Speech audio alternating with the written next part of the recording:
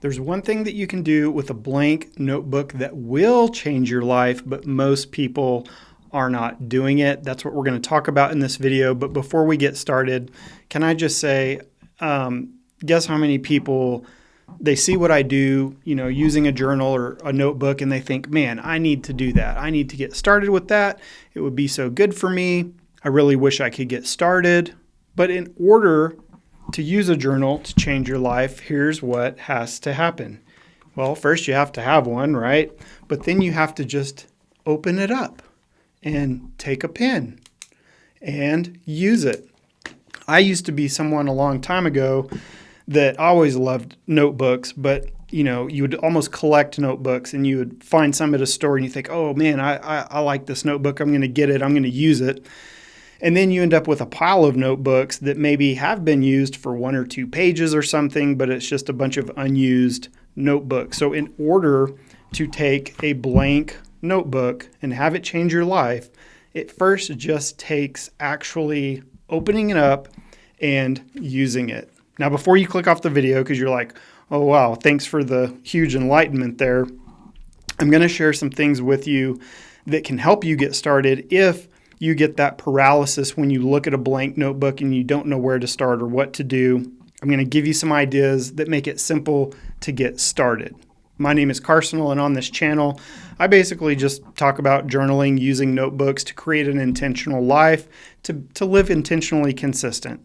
The reason that I like to buy blank books and use them for a journal is because when I see a blank notebook, it can become anything that you want it to become. It can house anything. There is so much opportunity and potential for what you can do inside your own journal.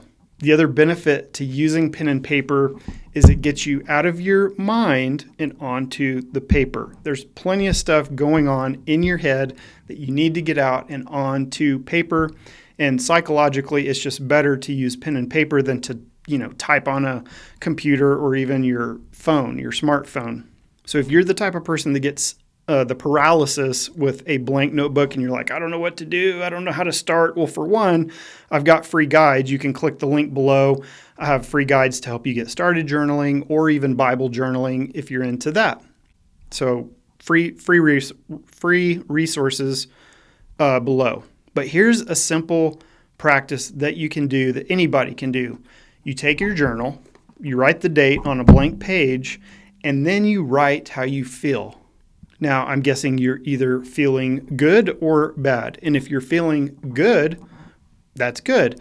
You can write gratitudes. Ben Azadi, in his book, calls it vitamin G because of what gratitude does for your mind. It's almost like taking a vitamin, taking medicine that makes you feel better when you list gratitudes.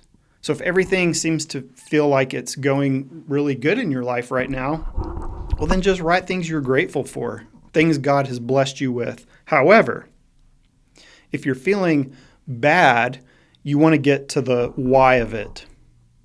And this is where getting out of your head and onto the paper begins to, benefit you by doing this process. Because if you're feeling bad, let's just say you're feeling stressed. That's a common thing that you experience, right, is you get stressed. So write that, right? I'm feeling stressed. And then ask yourself why. And you're just going to keep going through the whys until you get to the root. So maybe you're stressed because you have things going on and you feel out of control. Why do I feel out of control? Oh, because I'm trying to control everything. Why am I trying to control everything? That's a good question. Like, why am I not trusting God and giving Him control in this situation? Maybe that's what's leading to my stress and my anxiety and my whatever you're feeling. When you think about your feelings or you think about your emotions, consider that emotions are just warning signs. So if you begin to feel a certain type of emotion, take that as your body giving you a warning sign that something is off or something, your belief system is wrong somewhere, and you need to get it out of your head, get it onto the paper, and figure out what's causing this. What's the root cause, and what can I do to get rid of this emotion if it's a negative? The best way to do this that I've found is to invite God into this conversation that you're having in your head. Because when you try and figure it out by yourself, it doesn't always end well because we want to fix our own stuff. We want to be in control, right? But invite God into that conversation about how you're feeling. And what I like to call this is having a God-versation. You're having a conversation with God and be honest and open. Like, this is how I feel, God. I just read a book that was really, really good.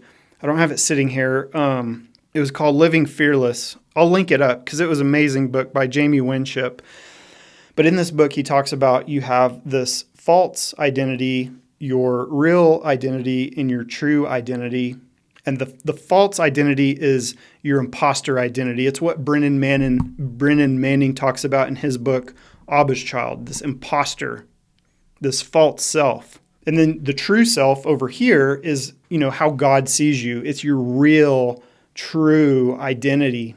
And then, we're in this kind of transformation stage where this real self is being real with God, being real with writing down how you feel and telling God how you feel to get to the root of it.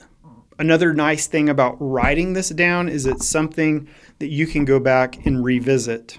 It's also a milestone where as God walks you through a situation in your life, you can go back and reflect on it and then have gratitude about it in the future.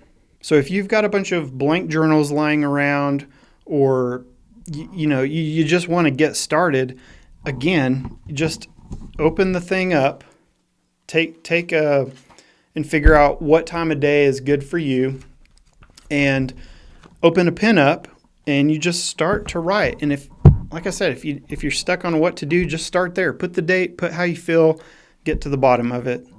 If you want some more ideas, get the free guide by clicking the link below. They're free resources that I made for you to help you get started with journaling. And as always, remember to make a change, or tomorrow will look like today.